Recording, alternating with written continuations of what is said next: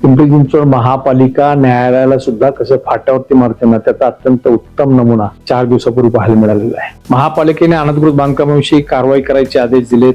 कारवाई सुरू पण आहे. पण सांगवी परिसरात म्हणजे या महापालिकेच्या 8 पैकी एक प्रभाग जो आहे तो ड प्रभाग तिथे, त्या ड प्रभागामध्ये एका घरमालकाने 3 मजली इमारत बांधली होती. त्या संदर्भात न्यायालयात धाव घेतली. कारवाई होऊ नये म्हणून न्यायालयाने त्याला स्थगिती आदेश दिला आणि नंतर ही इमारत दंड आकारून नियमित करावी असे आदेश दिले. परंतु ड प्रभाग कार्यालयाचा जो बीट निरीक्षक आहे, जो कारवाईची नोटीस देणार होता, दिली होती त्यांनी सांगितलं जर तुम्हाला कारवाई नको असेल तर मला लाच द्यावी लागेल. संबंधित घरमालकाने सरळ लाचलुचपत प्रतिबंधक विभागाला संपर्क केला आणि 70,000 रुपयाची लाच देताना तो बीट निरीक्षक, ज्याचं नाव आहे उमेश अरुण लोंढे, जो अनुकंपा तत्वावरती भरती 3च महिन्यापूर्वी भरती झाला होता, त्याला लाच घेताना रंगी हात सापडला. सांगायचा हेतू काय, त्या बीट निरीक्षकाने न्यायालयाचा आदेश सुद्धा फाट्यावरती मारला. या महापालिकेमध्ये न्यायालयाच्या आदेशाला बिलकुल किंमत नाही.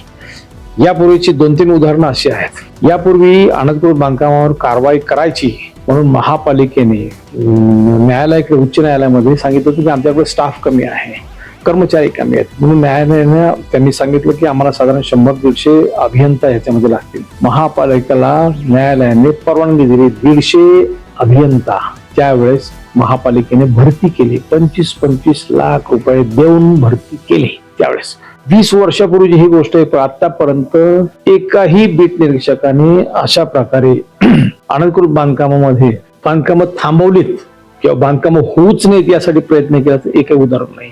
हे 150 बीट निरीक्षक म्हणजे एक प्रकारे न्यायालयाचा अवमान आहे, न्यायालयाची फसवणूक आहे. कशी, तर ज्या कामासाठी तुम्ही ते बीट निरीक्षक भरती केले त्या कामासाठी न वापरता ते दुसरीकडे अन्य ठिकाणी वर्ग केले, न्यायालयाला फसवलं. ज्या कामासाठी तुम्ही न्यायालयाला प्रतिज्ञापत्र दिलं होतं की शहरामध्ये 2.25 लाख अनधिकृत बांधकामं आहेत, ह्या बांधकामावरती कारवाई करायची तर हा स्टाफ अपुरा आहे, ऍडिशनल स्टाफ पाहिजे, न्यायालयाने सरळ हाताने त्याला मदत केली, सांगितलं, परवानगी दिली, भरती केले. प्रत्यक्षात भरती केलेल्या लोकांनी त्यांना नेमून दिलेलं काम केलं का, नाही केलं. म्हणजे महापालिकेने 20 वर्षामध्ये न्यायालयाची सुद्धा चक्क फसवणूक केलेली आहे. 2.25 लाख बांधकामं अनधिकृत होती, त्या जवळपास 3 लाखाच्या आसपास वाढलेली आहेत. म्हणजे ही खरं तर त्यावेळेस जे भरती केलेले बीट निरीक्षक आहेत त्यांच्यावरती फौजदारी कारवाई दाखल व्हायला पाहिजे. तर त्यांनी जबाबदारीमध्ये त्यांच्या टाळाटाळ केली, त्यांनी त्यांच्या कर्तव्यामध्ये कसूर केला म्हणून त्यांच्यावरती केसेस दाखल व्हायला पाहिजेत. अनधिकृत बांधकामावरती केसेस दाखल व्हायलाच पाहिजेत, परंतु जे जबाबदार लोक आहेत बीट निरीक्षक त्यांच्यावरती दाखल व्हायला पाहिजे. हा दुसरा नमुना. तिसरं, एका मुंबई-पुणे हायवेवरती चिंचवड स्टेशनला एका नगरसेवकाने तिथे एक चांगलं टोलेजंग हॉटेल बांधलेलं आहे, अनधिकृत बांधलेलं आहे. तिथे लक्ष्मी सोसायटी म्हणून आहे, त्या सोसायटीने या संदर्भात न्यायालयात धाव घेतली. न्यायालयाने सांगितलं की ते हॉटेल डिमॉलिश करा. महापालिकेने तो आदेश दाबून ठेवला. तिथे सुद्धा महापालिकेने हलगर्जीपणा केला. हॉटेल कारवाई वगैरे सगळं बाजूला ठेवलं. तिथे सुद्धा न्यायालयाचा एक प्रकारे अवमान केलेला आहे. या महापालिकेमध्ये न्यायालयामध्ये किरकोळ आहे, त्यांना त्याची काहीही फिकीर पडलेली नाही. थोडक्यामध्ये कायदा धाब्यावरती कसा बसवायचा त्याचे हे 2-3 मी उदाहरणं सांगितलेली आहेत. 70,000 रुपयाची लाच घेताना ड प्रभागचा एक बीट निरीक्षक सापडला. अशा प्रकारे महापालिकेच्या प्रत्येक प्रभाग कार्यालयामध्ये बीट निरीक्षक तेच धंदे करतो. महापालिका आयुक्तांचं कार्यालय म्हणजे तलाठी कार्यालय झालेलं आहे. जसं तलाठी 100 रुपये घेऊन 7-12चा उतारा देतो त्या पद्धतीचं काम चालू होते.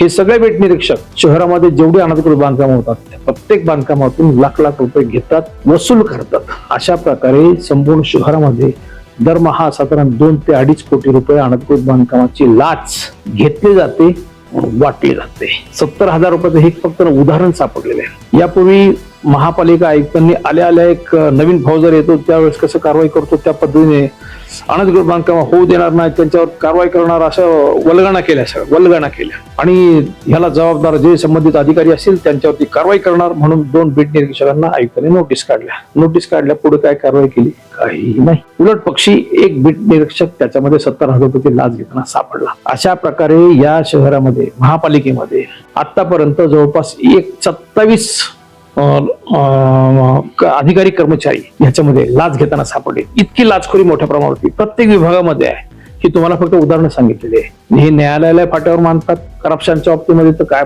भरपूर मोठा विषय आहे. अनधिकृत बांधकामाच्या बाबतीमध्ये एक एक किस्सा सांगितलं तुम्हाला. जिथे ती कारवाई करतात ना तिथे पैसे मिळत नाही, पैसे द्यायला टाळाटाळ करतात, तिथेही कारवाई करतात. महापालिका आयुक्तांना हे माहिती नाही का? सर्व माहिती आहे, पण ते फक्त एक नाट्य वठवतात की मी अशी कारवाई करेल, तशी कारवाई करेल. कुदरवाडीची कारवाई केली त्यावेळेस म्हटलं ते शहरातली सगळी पत्राशेड पाडला. कुठे पत्राशेड पाडली? जिथे रावेर वाकडला पत्राशेड पाडली त्या लोकांकडून हप्ते आल्यावरती पत्राशेड परत उभी राहिली. याचा अर्थ काय घ्यायचा? अशा प्रकारे महापालिका प्रशासन बेफिकीरपणे न्यायालयाचा बाजूला ठेवून किंवा कायद्याची कुठलीही तमा न बाळगता कामकाज करणार असेल तर त्याची दखल मुख्यमंत्र्यांनी घ्यायला पाहिजे. बेट निरीक्षकांनी 70,000 रुपयाची लाच घेताना एक प्रकरण सापडलं, असे अनेक प्रकरण. जो सापडतो तो चोर, बाकी सगळे साव, असा सगळा इथं प्रकार आहे. प्रशासन इतकं निर्ढावलेलं आहे, टॉप टू बॉटम सगळं करप्शन इतकं प्रचंड वाढलेलं आहे. काही चांगले सज्जन अधिकारी आहेत जे एक पैशाचंही करप्शन करत नाहीत, असे सुद्धा चांगले अधिकारी कर्मचारी तिथे आहेत, परंतु त्यांना बाजूला साईड ट्रॅक केलं जातं. तिथे काम करून घेणाऱ्यांना ते माहिती आहे की हे अधिकारी पैसे घेत नाही. उदाहरणार्थ नगर सचिव मध्ये शिंपी म्हणून अधिकारी आहेत, 1 रुपयाही कोणाची लाच घेत नाहीत. पण त्या डिपार्टमेंटला बाकी सगळे एक एक पाहिले. बांधकाम परवाना काय, तो डिपार्टमेंट काय, सगळ्या ठिकाणी चौरस फुटाला भाव ठरलेला आहे. बांधकाम परवानासाठी 40 रुपये प्रति चौरस फूट प्रत्येक टेबलवरचं करप्शन आहे. म्हणजे महापालिका प्रशासकीय राजवट संपली, लोकप्रतिनिधींची राजवट आली. भाजपने सांगितलं तर भ्रष्टाचार मुक्त प्रशासन देऊ. प्रत्यक्षामध्ये इथून भरभटलेलं प्रशासन आहे. 40% भ्रष्टाचार आहे चालतो इथे. विरोधी पक्षाच्या पण मुसक्या आवडलेल्या आहेत, ते पण कोणी बोलायला तयार नाहीये. हे दुर्दैवी आहे. फक्त 70,000 रुपयाची लाच एक प्रकरण सापडलं, त्यानिमित्ताने हा खास व्हिडिओ केला. पण जनहोत तुम्ही बोललं पाहिजे या विषयावर. जोपर्यंत जनमताचा रेटा निर्माण होत नाही तोपर्यंत हे निगगट्ट अधिकारी, त्यांना त्याची कुठलीही गम नाही. त्यांनी संवेदना सगळ्या तितक्या बोथट झालेल्या आहेत, गेंड्याच्या कातडीची झालेल्या आहेत. जनहोत तुम्ही ह्याच्यावरती व्यक्त झालं पाहिजे. धन्यवाद.